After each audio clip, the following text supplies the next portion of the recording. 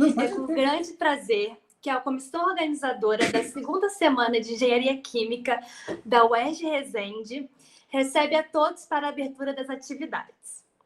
A ACEMEC traz como tema inovações energéticas para um futuro sustentável. Agradecemos a todos pela presença. Para compor a nossa mesa de abertura oficial deste evento, nós convidamos o professor Denis Martins, diretor da Faculdade de Tecnologia, professor Alexandre Rodrigues Torres, coordenador do curso de Engenharia Química, professor doutor Sérgio Machado, professor e coordenador da Semana Acadêmica de Engenharia Química, professora doutora Denise Rodrigues, coordenadora-geral da Semana Acadêmica de Engenharia Química. Ricardo Salles Hermani, mestre em Tecnologias Ambientais pela UF. Guilit Anjos, especialista superior em Estratégia Nuclear na INB. Clarice Tavares, aluna do curso de Engenharia Química, representando a comissão organizadora da CEMEC. Convidamos, então, o professor Dr. Denner para o uso da palavra e abertura oficial deste evento. Então, boa tarde a todos. É com muita alegria que a gente dá início às atividades do segundo SEMEC, né, onde a gente vai celebrar todas as trocas de experiências, né, com relação a toda a parte de inovações de energia sustentáveis para um futuro melhor. Então, isso é extremamente importante, nós pensarmos que nós estamos criando a universidade como um foco gerador de ciência, cultura, extensão e pesquisa para se construir e melhorar a qualidade de vida das pessoas no futuro próximo, e esse futuro próximo que ele fique cada vez mais próximo e as condições atuais sejam apenas passado, para que a gente consiga transformar todos os cidadãos de uma maneira que faça com que eles tenham acesso a uma energia limpa e uma energia acessível, com baixo custo, para que todos tenham melhores condições de vida no futuro. Então, é com muita alegria que a gente participa desse evento, que a gente fornece para todos através dos meios acadêmicos, né, tanto para professores quanto para alunos, essa troca de experiências, porque isso faz com que a gente consiga, através da troca de experiências, fazer com que promover ciência, promover cultura, promover pesquisa e extensão, e isso faz com que a gente não fique ilhado, simplesmente a gente seja mais um partícipe das condições futuras de melhoria de todas as pessoas. Então, essa é a minha mensagem para a gente iniciar essa semana de trabalhos da segundo SEMEC, e outras semanas de engenharia química venham a ocorrer para promover cada vez mais essa troca de experiências, que é tão importante na vida acadêmica de todos nós. Muito obrigado. Obrigada, professor. Agora, com a palavra, o professor Alexandre. Bom, eu gostaria de agradecer a todos os participantes por estarem aqui conosco nessa segunda SEMEC. Essa semana de Engenharia Química foi organizada por um grupo de alunos que se dedicou desde o início do ano à montagem do evento. É um evento que aumentou bastante de tamanho desde do passado, que a gente fez no ano passado, e essa versão que está ocorrendo dentro da pandemia, com parâmetros completamente diferentes dos que foram usados no outro encontro. Então, mais uma vez, eu queria agradecer a todos a presença, desejar a todos um ótimo evento, que todos possam aproveitar e que possamos, nessa troca de experiência, realmente aprender e criar laços para um futuro melhor, mais colaborativo e mais participativo de todos os profissionais no futuro comum que temos. Obrigado. Obrigada, professor. Com a palavra, a aluna Clarice.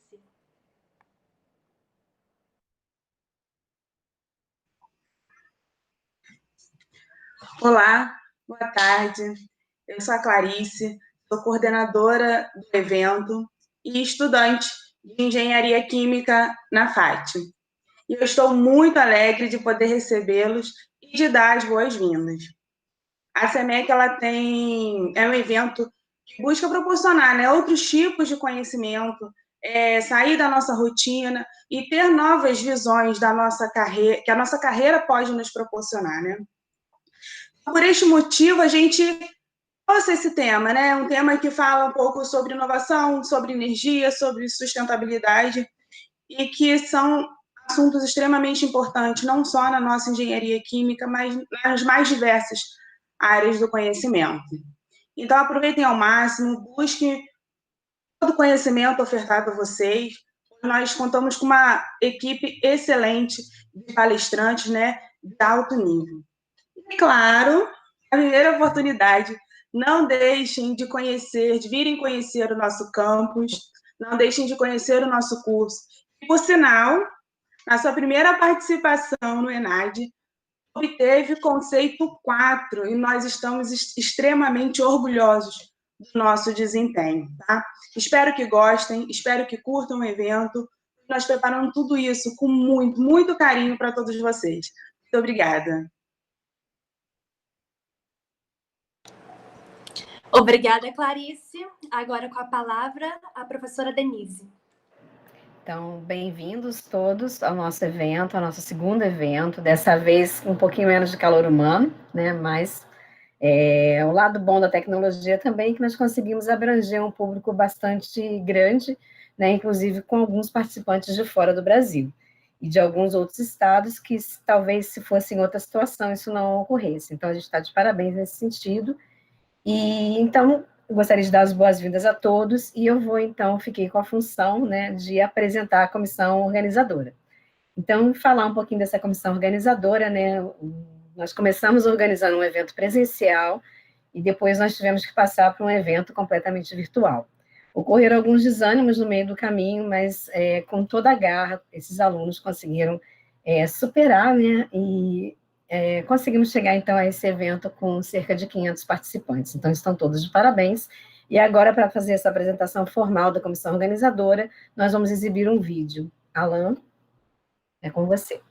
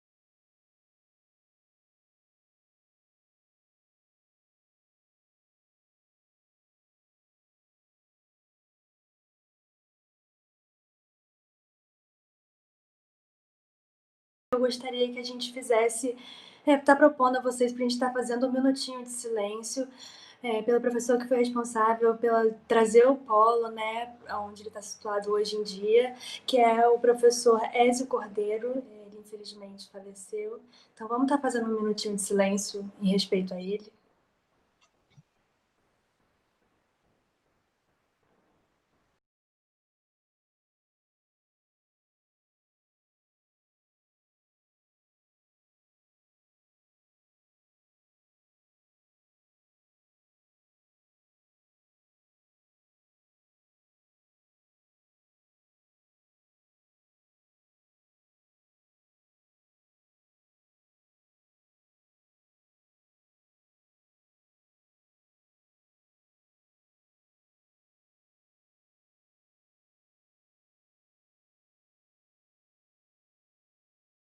Gente, dando prosseguimento, né, o nosso roteiro da SEMEC. Agora, nós iremos apresentar para vocês os nossos patrocinadores que estão nos apoiando a realizar essa segunda semana de Engenharia Química da FAT. O Alan vai rodar o videozinho. Vai lá. Apresentamos nossos patrocinadores. Acanga Soluções Corporativas. Grupo Voito. Biochemi.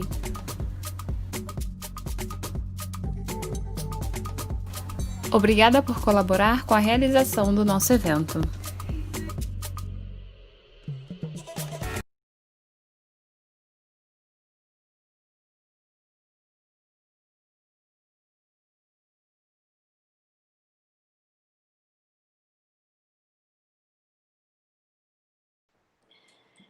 Dando prosseguimento à nossa programação, iniciaremos a mesa redonda Inovações Energéticas, Cenário Atual e Perspectivas, que terá como convidados os seguintes professores: Alexandre Rodrigues Torres, Sérgio Machado, Ricardo Salles, Guilherme Anjos e Clarice Tavares. Passo a palavra para a professora Denise Rodrigues, que mediará a mesa.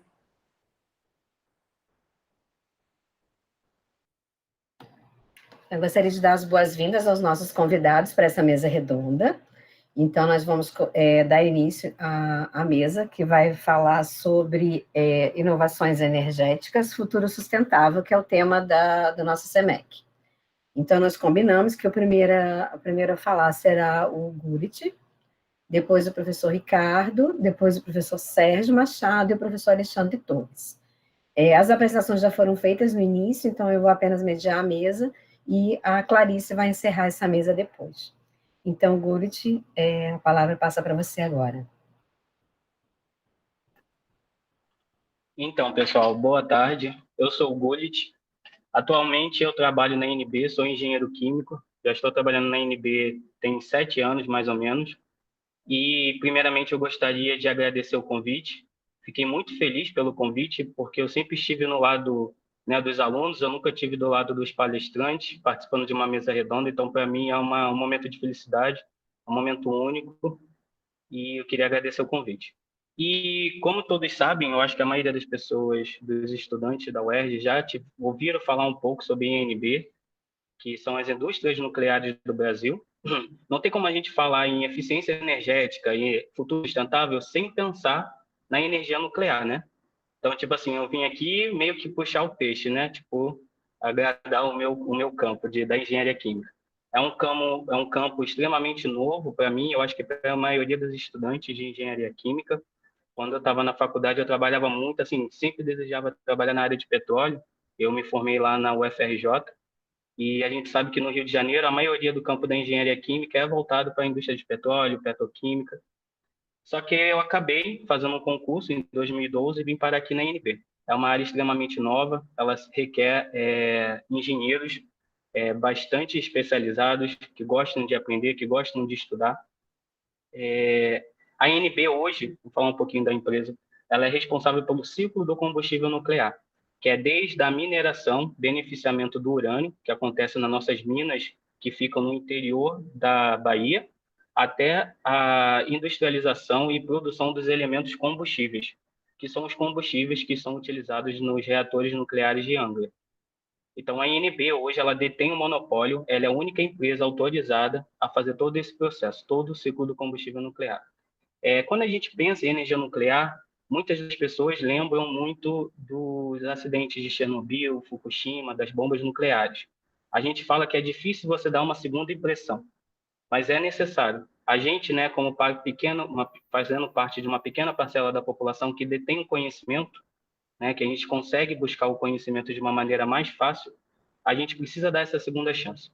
A energia nuclear hoje em dia, ela é utilizada não só para a produção de energia elétrica, mas para diversos bens, né, para a sociedade. Dentre eles, a gente pode citar a parte de diagnóstico de doenças, como no caso da utilização da energia nuclear em tomógrafos para diagnóstico, a parte de industrial, de gammagrafia industrial, que é como você fizesse um raio-x de uma tubulação industrial e você consegue identificar imperfeições sem precisar desmontar aquela tubulação, aquela linha que está em operação, no caso. E também a gente tem a utilização da energia nuclear na parte de radiação de alimentos, que você consegue prolongar a vida útil de um determinado alimento apenas com tratamento radioativo na superfície desse alimento. Você consegue aumentar cerca de 3 vezes a validade de um determinado alimento.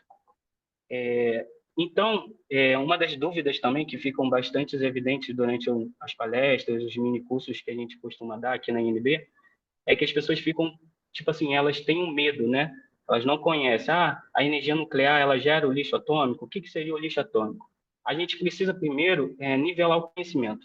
Um reator nuclear nada mais é, né, do que uma termoelétrica, só que ao invés da gente queimar gás natural, carvão vegetal, ou alguma biomassa para geração de calor, a gente utiliza o elemento combustível. Esse elemento combustível, colocado dentro do reator, ele inicia o que a gente chama de reação em cadeia, e essa reação em cadeia ela gera grande quantidade de calor. Esse calor é reaproveitado através dos trocadores de calor, e você gera um vapor. Esse vapor, em alta pressão, ele consegue rodar as turbinas, e essas turbinas, por fim, geram a energia elétrica. Então, nada mais é, a diferença de um reator nuclear para uma termoelétrica é isso, é o combustível utilizado. Os dois têm o propósito de geração de calor e, por fim, geração de energia elétrica. O que muda é o combustível. Da onde que vem esse calor? Da onde que eu consigo fazer com que o elemento combustível gere essa quantidade de calor que é proporcional, né, à queima de litros e litros de petróleo, de metros cúbicos e metros cúbicos de gás natural?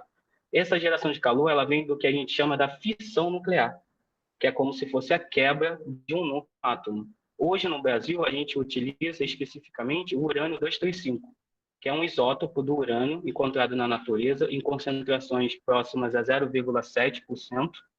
A gente consegue enriquecer nesse ciclo do combustível nuclear, que a INB é responsável, através do processo de enriquecimento isotópico.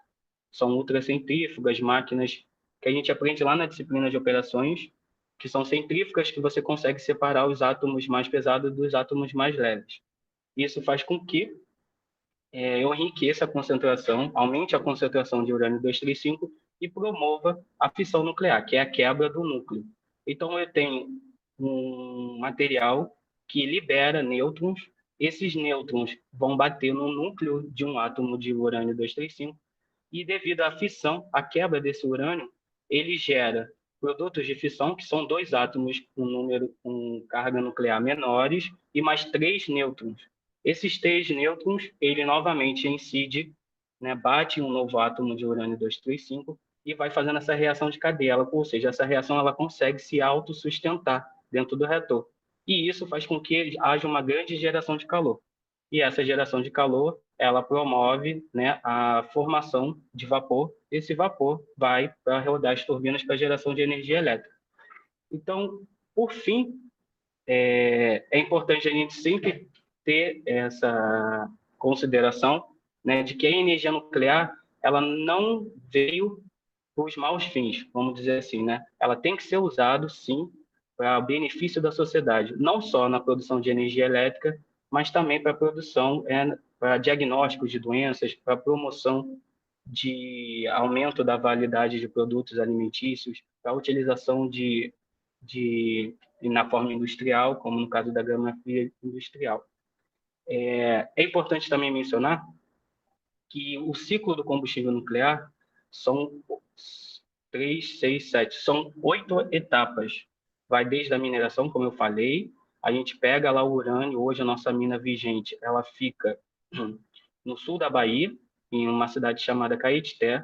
A gente faz a mineração, a separação do que é o urânio, o que não é, através de processos de lixiviação ácida. Essa lixiviação ácida, ela promove, né, a purificação do minério de urânio. Esse minério de urânio, ele passa por processos químicos para converter ele, que é uma massa amarela, né, uma pasta amarela, em um gás chamado hexafluoreto de urânio, UF6. Esse UF6, então, ele é enriquecido, ou seja, aumenta a concentração de urânio 235. Depois ele retorna na forma de pó, só que ele é oxidado na forma de pó de UO2. Esse UO2, pó de UO2, ele é então prensado e passa por um forno de sinterização para a formação das pastilhas, que elas têm dimensões de 1 centímetro de altura e 1 centímetro de diâmetro. E é importante frisar que a densidade energética de uma pastilha de urânio de 2 pastilhas de urânio, equivale a 159 litros de petróleo. Ou seja, a mesma energia que você pode produzir através de 2 pastilhas de urânio, é o que equivale à queima de 159 litros de petróleo. Desculpa. Então, fabriquei as pastilhas. Essas pastilhas, elas são colocadas em estruturas metálicas de 5 metros de altura, que são chamados elementos combustíveis. Esses elementos combustíveis, então, eles são transportados para a Angra e são colocados dentro do reator nuclear para a geração de energia.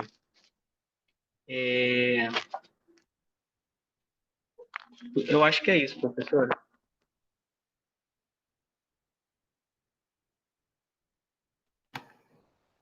Obrigada, Gulit. Passar, então, a palavra agora, depois a gente vai abrir para as perguntas, né? Passar a palavra, então, agora ao professor Ricardo, da UF. Boa tarde, é um prazer imenso estar aqui, os professores, o professor Sérgio, com todos os outros presentes. Bom, a minha experiência, né, a minha jornada de energias renováveis, ela começou, eu tenho formação, eu sou advogado também, né, eu me formei em advocacia, e por conta em direito, né, exerci a advocacia por muito tempo, e por conta do protocolo de Kyoto, os créditos de carbono, vi a oportunidade de tratar efluente, né, nessa fase o direito me levou a isso, né, o direito ambiental, e percebi o mercado, né, a oportunidade de mercado em tratar resíduos, tratar efluentes, tratar matéria orgânica, poluente, né, que prejudica o nosso meio ambiente, a população, a qualidade de vida, em energia, né? Além da energia, os equipamentos que fazem isso são reatores anaeróbios, né? Então você tem vários tipos, você pode se dizer conhecida, uma tecnologia conhecida há milênios até, né? Os chineses já usavam há muito tempo, mas aterros sanitários pode-se dizer que são reatores anaeróbios, são as formas mais comuns. Você tem várias formas de reatores anaeróbios, vários modelos, vários designs, que vão ter essa variância conforme o próprio resíduo, né? A sua a quantidade de água, a sua quantidade realmente, né, disponível para gerar aquela energia. E dentro desses reatores, o que acontece é que a massa microbiana, você tem micro-organismos que vão consumir essa matéria orgânica em ciclos, você tem vários organismos ali que fazem a cadeia anaeróbia, e passando pela hidrólise, a cetogênese, a acidogênese, chegando na metanogênese. Então, o produto dele vai ser o biogás, né, que é formado, em média, por 60%, de 60% a 70% de metano. Então, o metano é exatamente o combustível que vai transformar isso em energia. você pode usar energia térmica e elétrica, né? Então, a térmica você pode queimar diretamente, né, em queimadores, em fogões, em fornos. E, se quiser utilizar para energia elétrica, motogeradores a biogás também são muito conhecidos, são motogeradores, em vez de serem a gasolina, a biogás, né? Então, como carros a gás também, tem uma pequena variante aí dessa composição desses gases, mas o que importa é que todos eles têm o metano, é o metano que fornece o poder calorífico de explosão, tanto em motores, em motogeradores, como a queima direta. Então, sobre energia e meio ambiente, é bastante relevante a utilização, porque o metano faz muito mal para a camada de ozônio, ele é mais nocivo do que o carbono, né? Ele ataca mais do que o próprio carbono. Então, basicamente assim, você realmente transforma um problema, um passivo ambiental, num ativo, né? Você transforma literalmente problema em solução. Os exemplos práticos aqui da nossa região, de Resende, na região rural, o esterco próprio é um bom exemplo, né? Muitos produtores têm problema de sanidade, têm problemas de fiscalização, não tem o que fazer muito com esse esterco, apesar de alguns utilizarem como fertilizante, mas de qualquer jeito, a prática, o manejo, é deixá-los em esterqueiras abertas. Então, só pegando esse exemplo, porque é o mais clássico, talvez, tem uma condição anaeróbia que é esse metano todo no fundo dessas esterqueiras, e ali vai gerar metano, né? Então, vai diretamente para a atmosfera. O que é feito com esses reatores é a captação desse metano, né, o melhoramento desse manejo, o design de reatores, para propiciar a melhor degradação anaeróbia, né, da comunidade microbiótica, e dessa forma processar, digerir essa matéria para o aproveitamento, a intenção é essa, completo dessa matéria, né, mineralizar os nutrientes que vão virar também fertilizantes, né? Então, basicamente isso, né? Os reatores anaeróbios cumprem essa função, né? Promovendo saneamento, reaproveitamento de água, produção de biofertilizante e geração de energia, além de mitigar os efeitos dos gases do efeito estufa, né? Então, basicamente, eu trabalho com isso atualmente, a gente produz esses equipamentos tanto para saneamento quanto para outros insumos. E é basicamente isso. Obrigado, professora. Obrigada, Ricardo. Então, agora eu vou passar a palavra ao professor Sérgio Machado Correia. Sérgio. Estão me escutando? Então, vamos lá. Gente, muito obrigado pelo convite para esse evento, que eu, sinceramente, depois do início da pandemia, eu achei que não iria acontecer. Essa parte virtual, eu realmente me sinto um ignorante.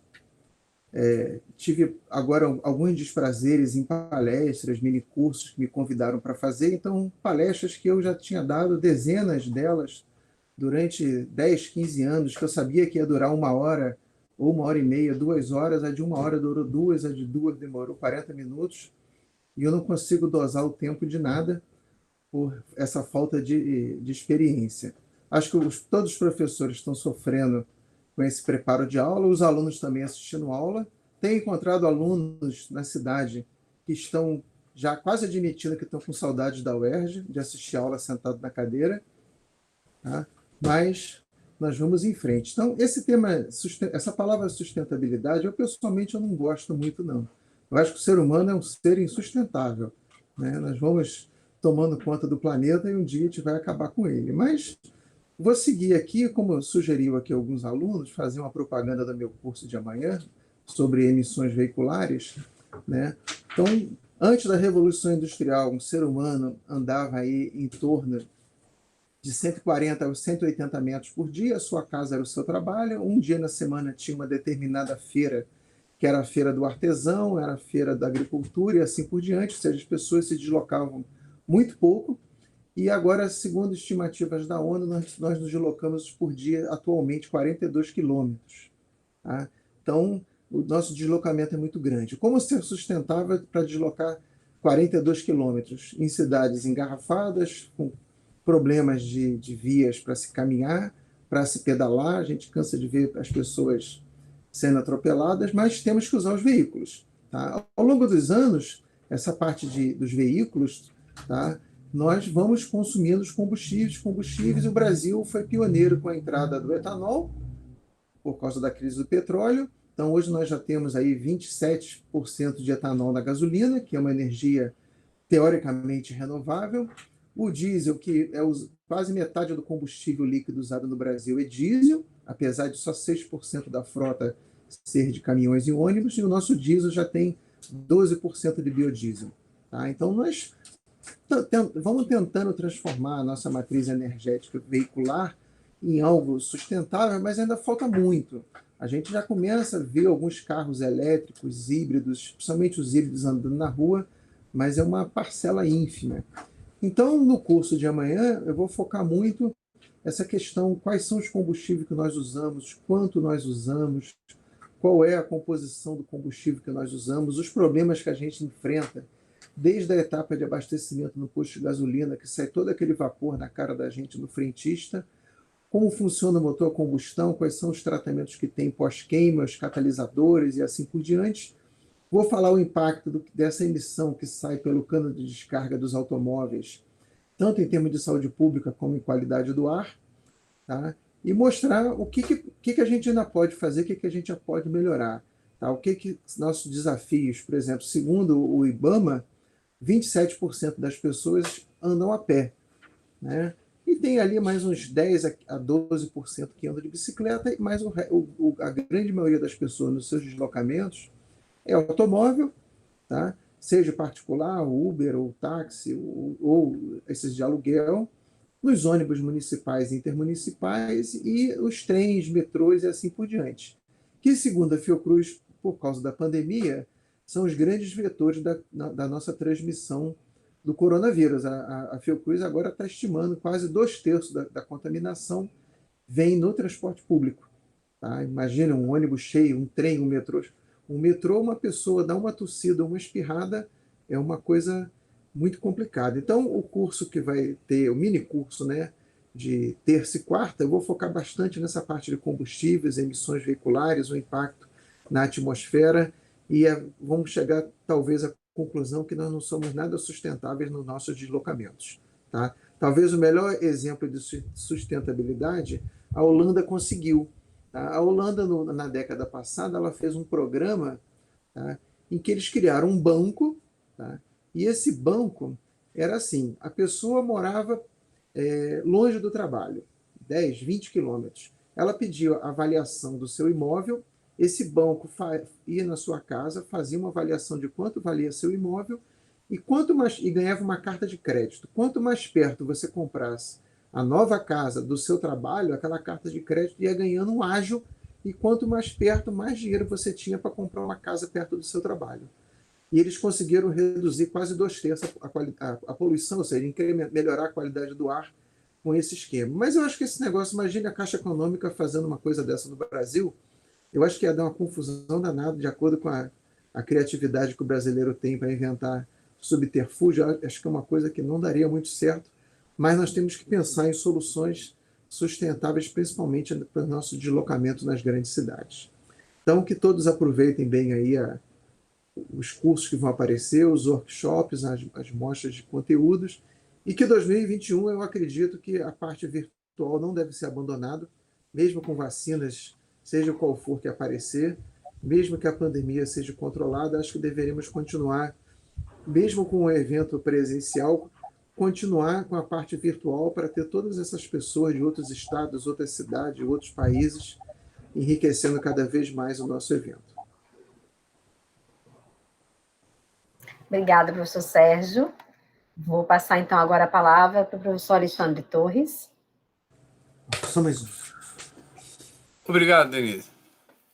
Muito obrigado. Bom, eu fiquei numa posição mais confortável, por falar por último, né?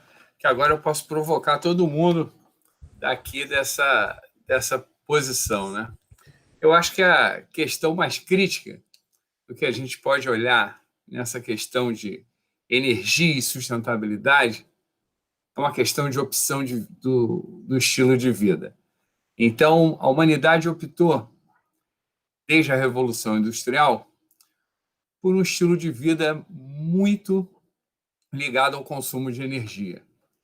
Então, a gente tem que pensar em alternativas hoje, nem só pelo aspecto que existe uma relativa escassez de energia, mas pelo aspecto que o planeta não suporta o que a gente gera de resíduo. Então, a gente tem os resíduos do nosso consumo de energia, que é da especialização do professor Sérgio, essas emissões enormes. As emissões veiculares são uma parcela representativa. A gente tem que lembrar que existem as emissões de atividades que a gente acha que não são tão impactantes, mas são bastante impactantes, como a indústria agropecuária. Nem tudo no agro é pop, né? Então, é importante a gente lembrar desse impacto, e a indústria, que também tem uma parcela significativa. Então, se a gente olhar para o consumo de energia, a gente vai pensar assim, bom, se a gente vai consumir como a gente vem consumindo, a gente precisa de fontes de alta densidade de energia. E aí o que nos apresenta o Gillett, né, a alternativa dos reatores nucleares é perfeita para isso, né? Energia com alta densidade de geração. Isso viciou tanto o projeto de usinas nucleares que eles deixaram de lado a possibilidade que hoje eles encontram como alternativa, que é de reatores menores, reatores modulares. Então, durante muito tempo, a praxis da indústria nuclear foi construir reatores enormes. Nós chegamos a reatores incríveis, como o Super Fênix, 2,4 gigawatts, né? Que tinha uma tecnologia muito diferente. Ele era um reator chamado reator fértil, que garantia a geração de mais combustível do que ele consumia, né? Por transformação do urânio em plutônio, e depois o plutônio podendo ser queimado, gerava esse ciclo virtuoso, né, do combustível nuclear, mas, por um outro lado, ainda aglomerava mais, né, a questão da sociedade. Trazia as pessoas para mais junto das grandes cidades, porque você precisava gerar energia com grande densidade para valer a pena. Então, a gente hoje vê um caminho inverso disso. As fontes alternativas de energia fazem uma descentralização dessas fontes geradoras de energia. Então, a alternativa de energia eólica, a alternativa de produção do biogás, como o professor Ricardo colocou, né? Então, a gente tem geração de biogás que pode ser de forma descentralizada. A gente já está entrando muito atrasado nessa história, a gente já devia usar isso há muito tempo. O país tem um grande potencial agrícola e da indústria pecuarista. Então, durante muitos anos, a gente jogou toneladas de biomassa fora, a gente fez aterro com isso, a gente usou de forma errada. Então, a tecnologia de utilização de biogás, a Índia já usa desde a década de 50. Né? Então, a China também, desde a depois da Revolução de Mao. Então, a gente está entrando atrasado nisso, pensando que a coisa, vamos dizer assim, é novidade, mas não é. A inovação talvez seja no gerenciamento desses resíduos, mas não na tecnologia dos bioreatores. Então, eu acho que a gente tem que fazer uma crítica a tudo isso, que é uma questão de escolha. Então, é uma mera questão de escolha. A gente vai precisar de fontes de alta densidade? Sim. A gente precisa para a indústria de fontes de alta densidade de energia, o que garante um lugar para os reatores nucleares que nenhuma fonte, na atualidade, consegue suprir. O impacto que a gente tem relativo, né, se tudo puder ser gerenciado, é muito menor que até de uma hidrelétrica, que destrói uma quantidade enorme de mata ou de biomas originais para fazer um lago, né? E vai, durante anos, gerar uma quantidade enorme de metano, de produtos de degradação naquele lago, que vai gerar o potencial para você transformar a energia hidráulica potencial em eletricidade. Então, quando a gente fala a energia hidrelétrica é limpa, é relativamente limpa. Então, essa provocação que eu estou fazendo aqui é exatamente nesse sentido, de pensar no seguinte: talvez a inovação seja mais de gerenciamento da vida social, de como a gente se organiza em sociedade, do que realmente uma inovação tecnológica, porque essas tecnologias já estão todas aí disponíveis. As energias alternativas passaram, a partir da crise de 2008, que foi uma crise financeira, né, passou a ser, vamos dizer assim, custeada por interesse e não deixar que a gente tivesse um problema maior ainda. Então, com medo do petróleo, né, que deu um salto no preço e logo em seguida, em 2008, diminuiu, esse evento fez com que a gente viabilizasse muita tecnologia, como os painéis solares, a melhoria dos motores, dos geradores para usinas de marés, usinas eólicas. Então, ou seja, eu acho, a minha provocação vai no seguinte sentido: é tudo uma questão de escolha, né? As tecnologias estão aí disponíveis, tá? Então, morar na cidade e se deslocar 42 quilômetros não é uma necessidade de vida, é uma necessidade da vida padronizada como a gente pensou, tá? Então, vamos agora seguir para o debate, que é bem mais, vamos dizer assim, gerador de novidade. Obrigado, Denise. Dá prosseguimento para essa sessão. Deixar a Clarice falar rapidinho, aí depois a gente passa para as perguntas do chat. Clarice.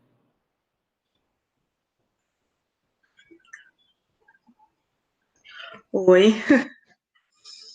Então, como eu já falei inicialmente, eu sou a Clarice, eu sou estudante de Engenharia Química na Faculdade de Tecnologia, que é o campus regional de Resende, né, da UERJ.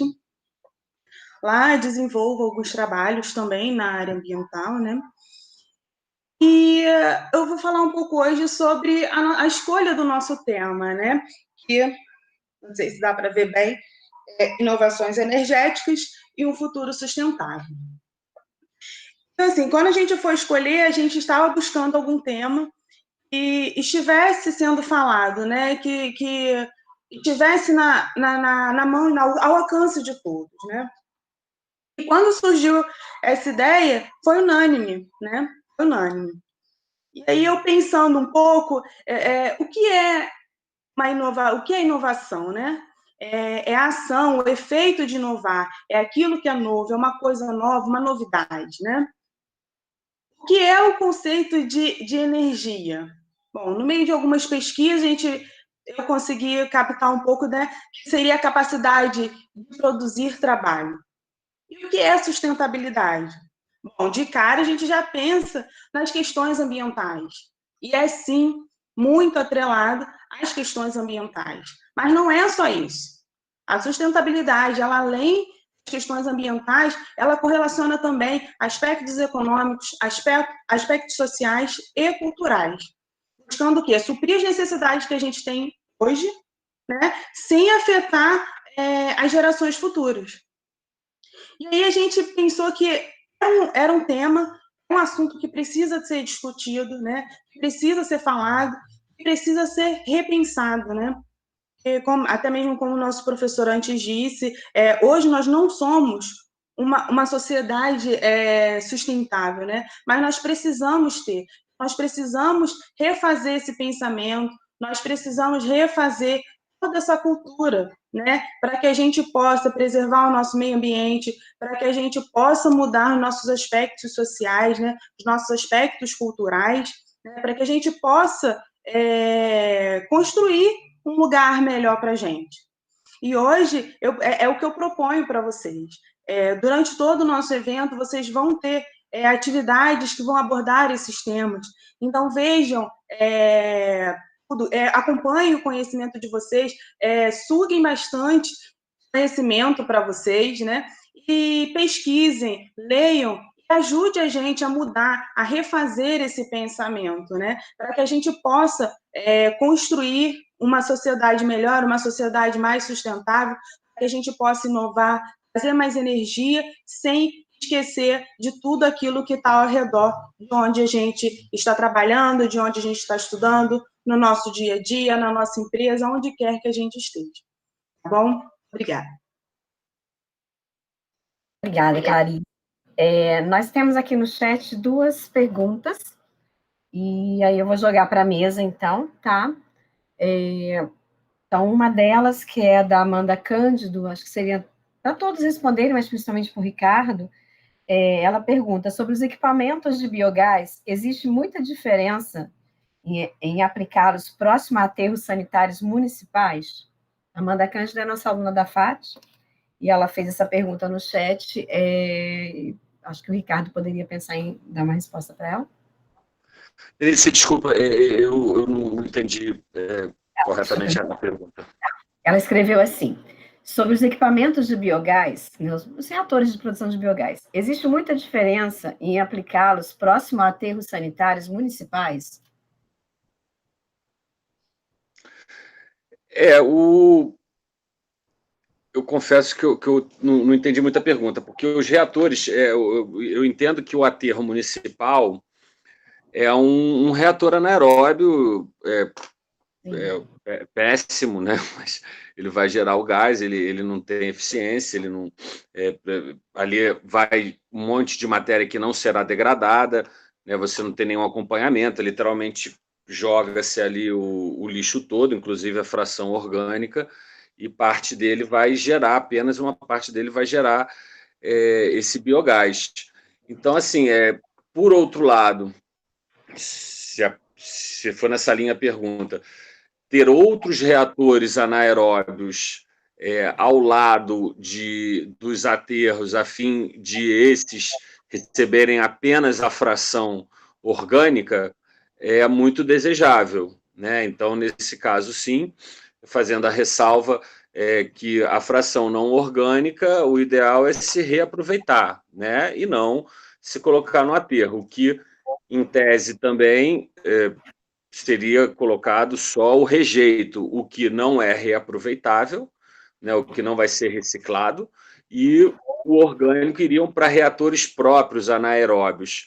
Então, pensando nesse ponto de vista, sim, é muito desejável que hajam reatores anaeróbios perto de aterro. Obrigada. A outra pergunta seria mais geral para a mesa, né? Denise, deixa eu só concordar com o Ricardo. Né?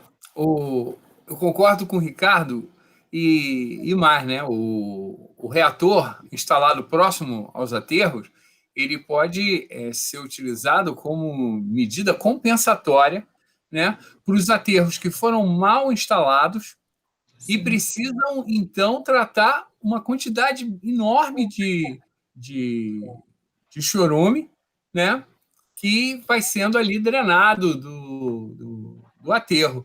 Então, eu acho que sim, ele pode já entrar na composição, como o Ricardo colocou, né, de já ter uma usina de pré-separação da parte orgânica e uma destinação mais adequada do chorume que está sendo ali gerado. Então, você recuperar uma drenagem adequada, você pegar o chorume que está ali, aquele líquido que sai do lixo, né, que a gente chama de chorume, e levar para esses conversores anaeróbios ali colocados de maior eficiência do que o próprio aterro natural. Então, realmente é uma possibilidade bem interessante.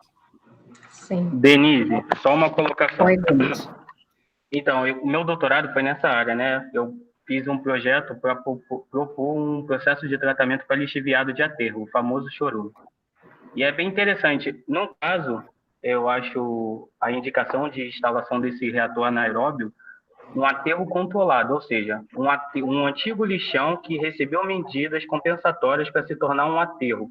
Porque os aterros novos, né, os aterros sanitários novos, que recebem todas as normas, as especificações de engenharia para receber um resíduo, ele passa por toda essa parte de segregação de matéria orgânica, matéria inorgânica, e aí você tem essa separação, você tem a parte de coleta, o sistema de drenagem por lixiviado, você tem o sistema de captação de gás metano, e aí ele, na maioria das vezes, ele é utilizado para queima, para geração de energia. Então, eu acho assim, bem interessante a pergunta. É um projeto assim, que realmente você consegue energia de lixo. Né? Uma coisa assim que o ser humano, para ele estar se desenvolvendo, tem essa questão sempre de geração de resíduo, né? E aí a gente conseguir fazer aquela parte de reciclagem, o reaproveitamento, e tudo que realmente não tiver valor econômico, ou não pode ser reaproveitado, ele é destinado para o aterro sanitário, e esse aterro, sim, gera a energia através do gás metano. Obrigada, Gulit. Aí a outra pergunta, então, geral para a mesa, talvez mais para o Sérgio, mas acho que geral para todos, é do Francisco Oliveira, que é da Universidade Federal do Piauí, nosso convidado bem de longe. Ele pergunta assim, gostaria de ouvir a opinião da mesa sobre os carros elétricos. Então, vamos lá. Francisco do Piauí, né? Francisco do Piauí. O carro elétrico em si é uma excelente ideia, olhando para o carro. Tá? Mas a gente tem que olhar outros dois problemas que ele apresenta. Primeiro, a bateria. A bateria dos carros elétricos atualmente são de lítio. E, segundo estimativas, as fontes conhecidas de lítio, que basicamente estão na Bolívia, por isso daí tanto interesse das grandes potências em cima da Bolívia, as contas indicam que só daria para a atual frota de veículo 4% ser elétrico. Não tem lítio suficiente na nossa enorme frota de veículos. O Brasil está chegando perto de 95 milhões de veículos. Tá? Então, nós só teríamos para a frota mundial 4%, e quase tudo localizado na Bolívia, que está todo mundo de olho. O segundo enfoque é como vai carregar as baterias. Não adianta você colocar, como fez a China, uma frota grande de carros elétricos, e na hora de carregar a bateria, você usar a energia elétrica de uma usina termoelétrica a carvão, a gás, jogando CO2 na atmosfera. Então, o carro elétrico ele tem que ser casado com uma fonte renovável para carregar a bateria, seja uma eólica, uma solar, ou uma fonte tecnicamente limpa, como energia nuclear. Não tem como usar diesel, carvão, gás natural para carregar a bateria. Então, essa é a minha visão do carro elétrico. Alguém mais gostaria de fazer uma colocação? Eu queria até mesmo fazer uma pergunta para o professor Sérgio, se ele já ouviu falar sobre carros movidos a célula combustível de hidrogênio. Durante a graduação, eu tive a oportunidade de fazer uma iniciação científica na área de célula combustível de hidrogênio. Eu lembro que a grande problemática é você ter um reservatório de hidrogênio dentro do carro, né? A periculosidade. Queria saber o que ele... Sim, o carro hidrogênio tem duas vertentes, né? Aquele que você vai num local de abastecimento e coloca hidrogênio, e você sai queimando hidrogênio fazendo água junto com oxigênio. Tem o perigo de carregar o hidrogênio. E tem que ver como esse hidrogênio foi gerado também. Se ele foi gerado por energia fóssil, está trocando 6 por meia dúzia. Você pode até estar diminuindo a poluição local de uma grande cidade, caso essa produção seja no local afastado e você só vai gerar água ali dentro da cidade. Agora, existe o carro a hidrogênio, onde você abastece ele com água e você usa a bateria dele para fazer a eletrólise da água e gerar o hidrogênio em loco. Mais uma vez, tem um problema da bateria, do lítio, de como vai carregar essa bateria, e tem que fechar esse ciclo, ou seja, precisa ser, como diz o nosso evento, sustentável, que aparentemente os carros a hidrogênio não estão sendo esse ciclo sustentável. Mais alguém na mesa gostaria de responder a colocação? O Fernando, quando ele coloca lá a questão do carro elétrico, a gente tem pensar no quesito de sustentabilidade em todo o ciclo de produção, né? E ali no carro elétrico, a gente tem coisas que estão bem no limite, né?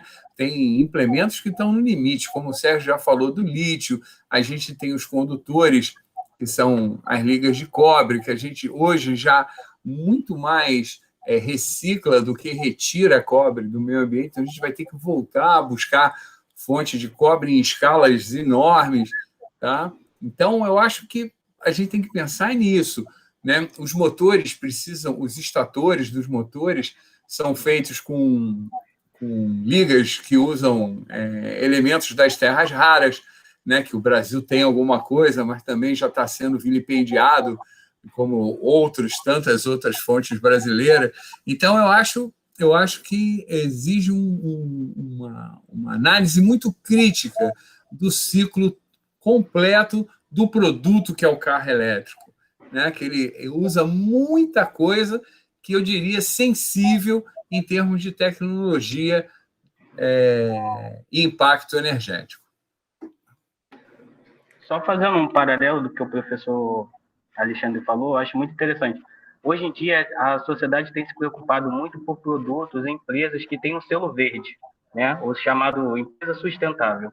Eu lembro muito bem que eu trabalhei durante um tempo na Braskem, foi bem na época que ela estava divulgando a questão do plástico verde, do polietileno verde, que ele vinha, né, da segunda geração, da cana-de-açúcar.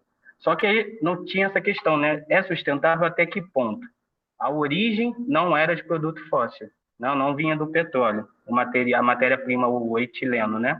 O eteno. Só que no final você formava o mesmo produto, o polietileno. E o polietileno demora mais de 100 anos para se degradar no meio ambiente. Então, até onde vai esse equilíbrio do que é sustentável? Acho que vale a pena a reflexão. Obrigada. Tem mais uma pergunta aqui, que eu acho que a gente pode talvez encerrar nela, que é do Arthur, nosso aluno aqui da FAT, e ele pergunta assim, a energia nuclear pode ser classificada como energia limpa?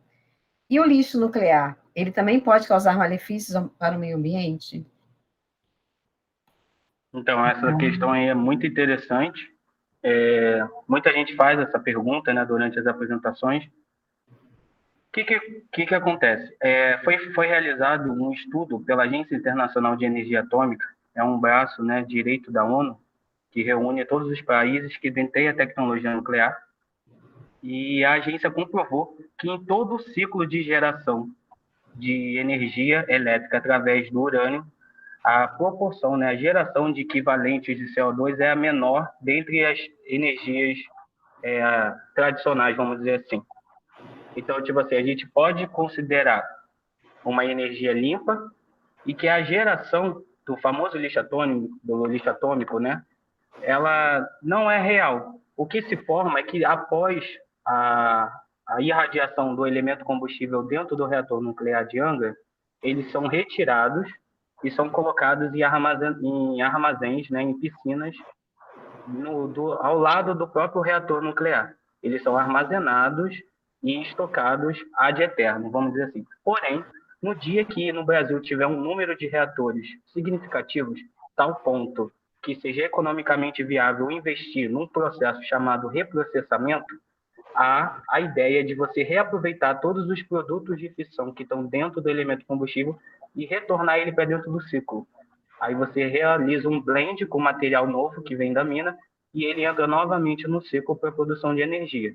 Então, hoje, como o Brasil tem apenas 2 reatores, ainda não é economicamente viável investir nesse tipo de processo. Mas, no futuro, por exemplo, países como a França, que 70% da energia elétrica produzida lá vem de geração termonuclear, já é economicamente viável investir nesse tipo de processo. E vale ressaltar que todos os produtos, né, toda a questão dos rejeitos que são classificados como contaminados, tem grau de radiação acima de algum determinado limite estabelecido por norma, eles são entamborados e armazenados em depósito. Nada sai da instalação, nada vai para aterro comum. Então, ao longo prazo, esses produtos também podem passar por processos de purificação e retornar para dentro do processo. Professora, posso tirar uma dúvida aqui também? O que você acha dessa... Parece que a Alemanha decidiu que não vai mais usar energia atômica, né, no país, lá para eles. O que você acha disso? Isso é viável mesmo? Qual a sua opinião sobre isso? Então, o que acontece? É muito interessante o caso da Alemanha. Ela pretende acabar, né, encerrar com todos os reatores nucleares que tem dentro do seu país. Porém, ela compra energia elétrica dos países vizinhos que são fabricados, que são produzidas através da energia nuclear. É meio que contraditório. Ela quer tirar a responsabilidade dela frente à operação de reatores nucleares, porém, compra energia excedente de outros países que geram através da energia nuclear. Então, tipo assim, países que não têm a mesma estrutura, as mesmas reservas, por exemplo, aqui no Brasil, a nossa matriz energética ela é voltada, né, para a hidrelétrica. Aqui no Brasil, a gente diz que é um país, assim, diferenciado, né? A gente tem diversas fontes de energia. Países como a Alemanha, a maioria dos países da União Europeia não tem essa vantagem. Por isso, eles precisam de energia que não necessita de reservas, vamos dizer assim, locais, questões naturais do seu próprio país, como é o caso da energia nuclear. Você pode fazer aquisição de elementos combustíveis, material nuclear, material radioativo de um outro país, fazer todo o processo de industrialização e operar o seu reator nuclear. Então, eu acho que fica meio contraditório. Não quero operar, mas compro energia de outro país que opera. É mais ou menos isso. Ok, obrigado. De nada. Alguém quer mais? Algum membro da mesa quer falar mais alguma coisa sobre esse assunto?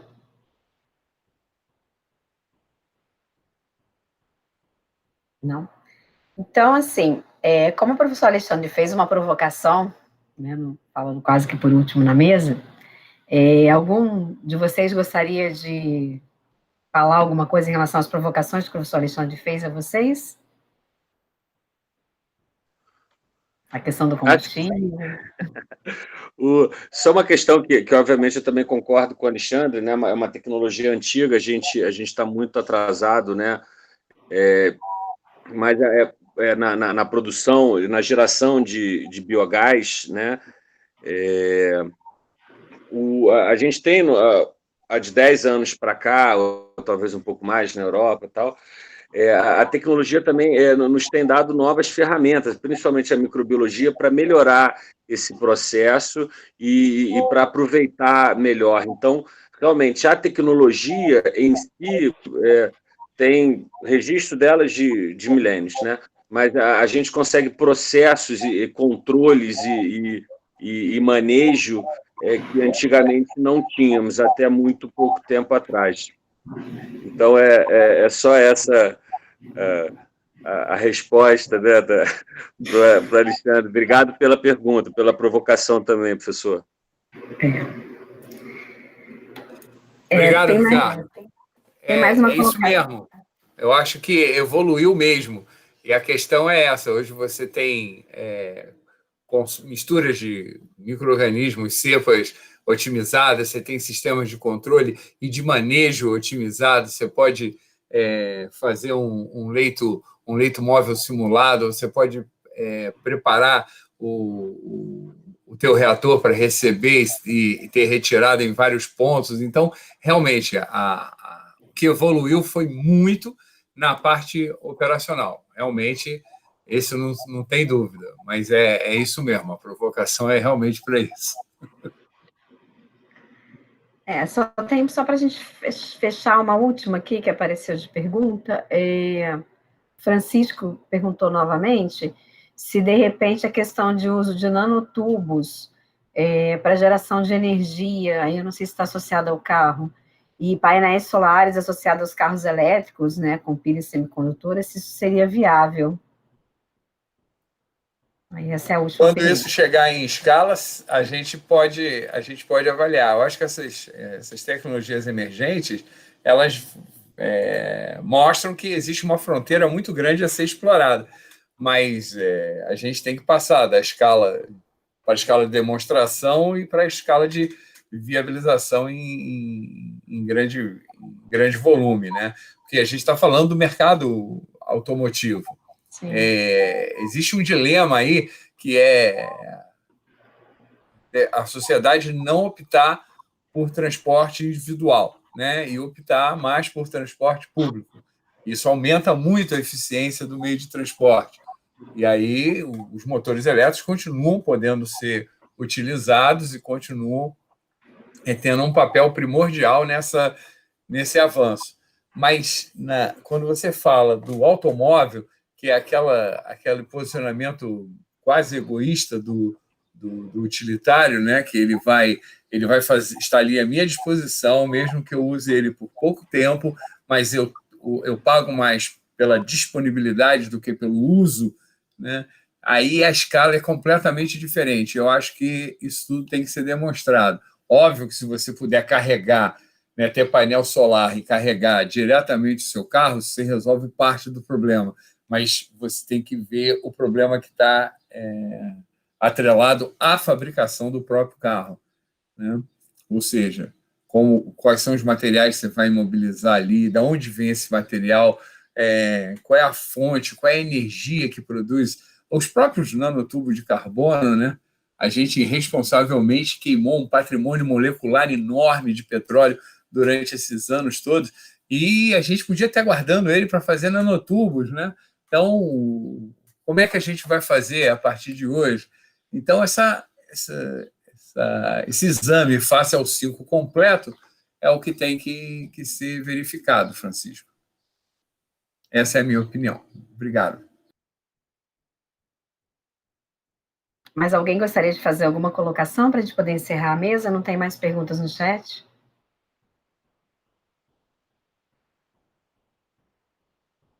Não podemos encerrar? Então, agradecer aos participantes da mesa, né, a participação dos alunos que estavam envolvidos no chat, e passar a palavra novamente para a nossa mestre de cerimônias, para Sabrina Alves, para a gente poder encerrar, então, essa etapa de abertura do evento. Sabrina, é com você. Obrigada, professora. Gente, o evento está lindo, né? Então, eu queria convidar vocês agora para a gente continuar seguindo a programação da segunda SEMEC, dos dias 9 a 13 de novembro. A gente vai soltar um vídeo com a programação. Pode ir, ela.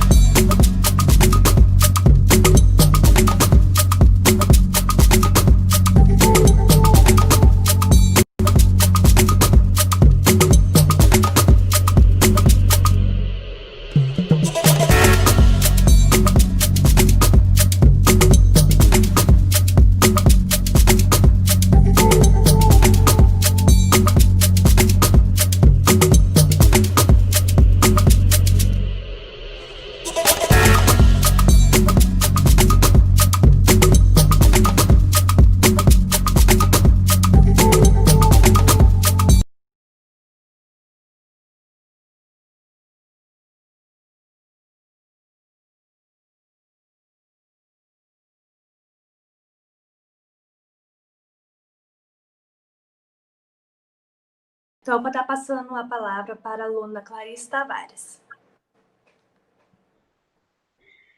gente, de volta aqui, né?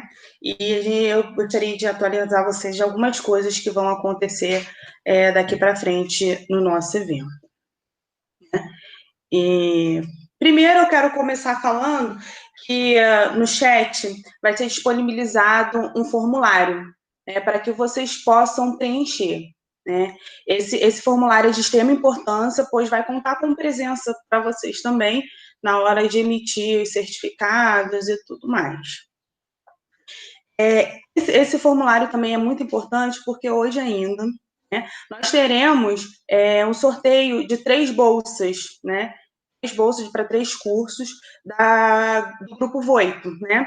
Os cursos são Excel básico ao intermediário, o segundo curso, formação de auditores SGQ ISO 9001, e o terceiro curso, MS Project, para gerenciamento de projetos. Então, se você está inscrito no nosso evento, né, e está aqui na abertura, eu vou passar para vocês agora uma palavra-chave que vocês deverão informar na hora de preencher esse formulário. A palavra-chave é inovação, ok? Inovação. Vocês coloquem essa palavra-chave na hora de preencher o formulário de vocês.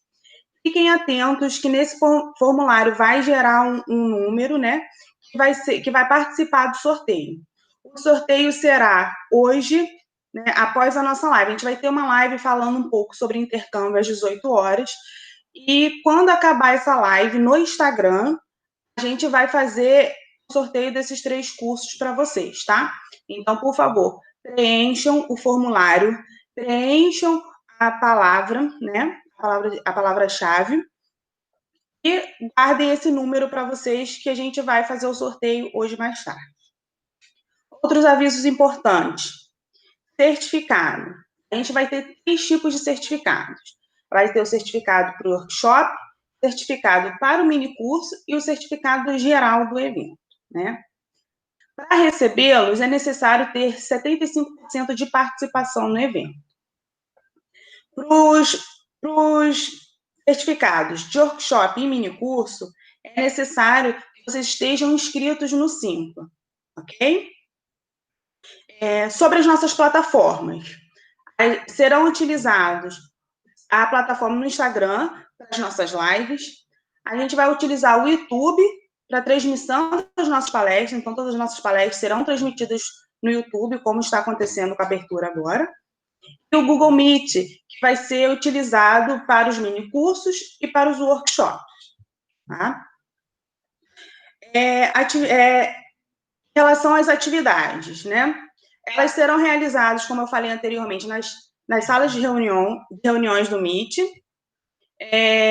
A gente vai dar uma tolerância de apenas 15 minutos para atraso, então não se atrasem, tentem chegar o quanto antes, né? Serem pontuais para que não atrase o palestrante e o restante da programação. E é importante que vocês acessem o manual do participante. No manual do participante vai ter todas as informações necessárias, como o dia, o horário das atividades, né, no que diz respeito a minicurso, workshop, palestra, ou seja, todas as atividades que terão no nosso evento. Tá? O manual do participante vocês podem encontrar em todas as nossas redes sociais. E, mais uma vez, a presença será contabilizada através do preenchimento dos formulários. Todas as atividades terão formulários disponibilizados e ocorrerão da mesma forma como a gente fez hoje. A gente vai dar uma palavra-chave em cada atividade, vocês vão preencher o formulário informando essa palavra-chave para contabilizar com a presença de vocês.